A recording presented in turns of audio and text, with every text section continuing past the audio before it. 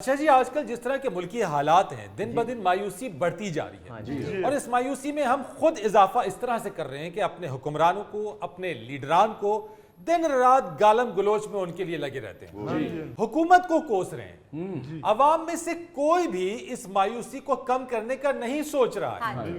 اچھا جی، اگر ہم تاریخ پر نظر ڈالیں تو جن دنوں برِ صغیر کے لوگ حالات سے مایوس تھے، اس وقت سر گنگا رام جو کہ ایک قابل انجینئر، ایک بہت بڑے سوشل ورکر تھے، انہوں نے اپنی قابلیت کی بنیاد کے اوپر عوام کے لیے، لوگوں کے لیے ایسے شاندار مواقع پیدا کیے کہ عوام کی، لوگوں کی مایوسی میں کمی آئی، اور یہی وجہ ہے کہ آج بھی سر گنگا رام لوگوں کے دلوں میں زندہ ہے۔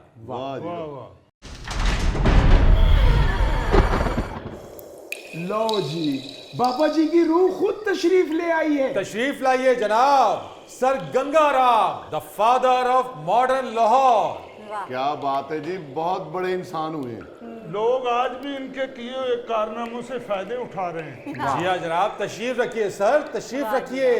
اور گوگا جی، آپ نے بڑی اچھی بات کہی ہے کہ آج تک لوگ ان کے کیے ہوئے، ان کے لگائے گئے جو منصوبے، عوام کی فلاح و بہبود کے لیے جو کام کیا، لوگ دعائیں دیتے ہیں آج بھی انہیں۔ بے شک۔ بہت شکریہ جناب، بہت شکریہ۔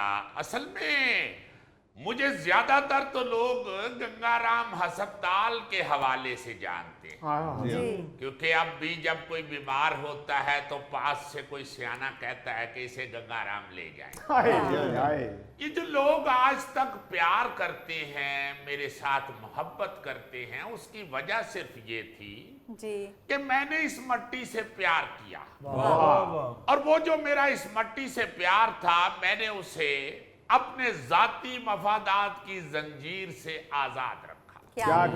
جب آپ ذاتی مفادات کو بھول جاتے ہیں، انسانیت کی خدمت پہ چل نکلتے ہیں، تو پھر یہ ہو نہیں سکتا کہ انسانوں کے دلوں سے آپ نکل جائیں۔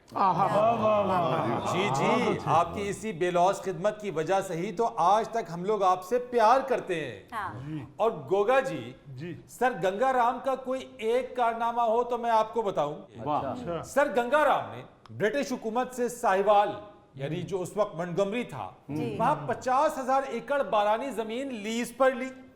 صرف 3 سال کے عرصے میں اس کو سرسبز و شاداب بنا دیا، حتیٰ کہ اسی زمین کی آمدن سے یہاں پر آبپاشی کا نظام بھی بنا دیا۔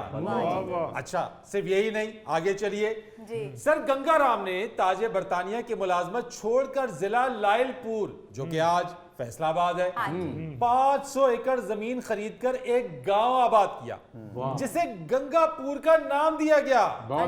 گنگا پور میں ہزاروں کی تعداد میں درخت لگائے، فصلوں، سبزیوں اور چارہ کی پیداوار کے لیے مقامی اور غیر ملکی بیجوں کے معیار پر خصوصی توجہ دی۔ اچھا، یہ بھی میں آپ لوگوں کو بتاؤں کہ گنگا پور ہندوستان کا پہلا فارم تھا جہاں پر زرعی مشینری کا استعمال ہوا۔ یہ مقام قریب ترین ریلوے اسٹیشن سے 2 میل دور تھا۔ اچھا، اب ہوا یہ کہ یہاں گنگا پور تک ٹرین تو جاتی نہیں تھی، سر گنگا رام نے 2 کلومیٹر کا ٹریک بچھایا، اور اس 2 کلومیٹر کے ٹریک پر گھوڑا ٹرین چلائی۔ گھوڑا ٹرین؟ جی، گھوڑا ٹرین۔ آج ہم پیٹرول کو روتے ہیں، اس وقت سر گنگا رام نے ایسی ٹرین چلائی جس کو گھوڑے کھینچتے تھے۔ بس پھر انہوں نے شریف جے گھوڑے لب گئے ہونے نے۔ آج کل دے گھوڑے ہوندے تو انہوں نے ای کر کے انہوں دی مشین چھوڑ دینی سی۔ اور گوری صاحب اس وقت کی جدید ترین مشینری اس ٹرین کے ذریعے گنگا پور تک پہنچائی۔ کیا بات ہے۔ اور اس کے ساتھ ساتھ پنجاب کے علاقے رنالا خرد میں نہر پر پن بجلی گھر بھی سر گنگا رام کی کاوش ہے۔ یار میں کیا بتاؤں، ایک لمبی لسٹ ہے، طویل فہرست ہے، یعنی میں اگر بتانے پہ آ جاؤں تو شاید یہ پروگرام کم پڑ جائے، لیکن چند ایک جو ان کے کارنامے، جو ان کی جو پروجیکٹس تھے، اس کے بارے میں آپ کو بتاتا ہوں کہ لاہور کے general post office, Aitchison college, سر گنگا رام اسپتال، Lahore museum, national college of arts اور دیگر عمارتیں سر گنگا رام نے ڈیزائن کی ہوئی ہیں۔ یعنی مال روڈ کی بیشتر عمارات Lahore high court, cathedral school, Dayal Singh mention, sir Gangaram trust building इन्होंने ही बनवाई। फरीद साहब, सारा लाहौर तो सर गंगाराम ने बनाया, तो फिर हमने क्या बनाया है? ओ भाई, हमने क्यों नहीं बनाया? इन्होंने जो बिल्डिंग बनाई हमने उनके सामने धरना बनाया, जुलूस बनाया। इन्होंने गंगाराम हॉस्पिटल बनाया और हमारे डॉक्टरों ने उधर हड़ताल बनाई है। वाह। सर ने कैथेड्रल स्कूल बनाया, हमने स्कूल के बाहर नुक्कड़ पे नान चने की रेडी बनाई। इन्होंने एचईसन कॉलेज बनाया, हमने उसके सामने ट्रैफिक ब्लॉक बनाई। यार असल में बात ये थी कि मैं चूंकि कौमी सोच का मालिक था, मैं सबका भला सबकी खैर के हवाले से जिंदगी गुजार रहा था। वाह वाह। इसलिए ये जो जितने भी काम ये बच्चा सुना रहा है, जी जी, ये सारे वो हैं जिससे सबको फायदा हो। क्या बात। भाई क्या कहने, सुनता जा शर्माता जा। यानी सर गंगाराम ने नौजवानों की तिजारत के हवाले से तालीम के लिए ब्रिटिश गवर्नमेंट को एक कॉमर्स कॉलेज का आइडिया पेश किया, लेकिन गवर्नमेंट ने जमीन और फंड्स ना होने का बहाना कर दिया, जिस पर सर गंगाराम ने अपना घर कॉलेज बनाने के लिए हुकूमत को पेश कर दिया। और आप सब लोग जानते हैं कि यही कॉलेज आजकल हेले कॉलेज के नाम से मशहूर है। Salute sir, salute. ये सलूट तो इंसानियत को होना चाहिए। जब आप इंसानियत की कदर कर रहे हैं तो फिर ये सारी चीजें बड़ी छोटी रह जाती हैं।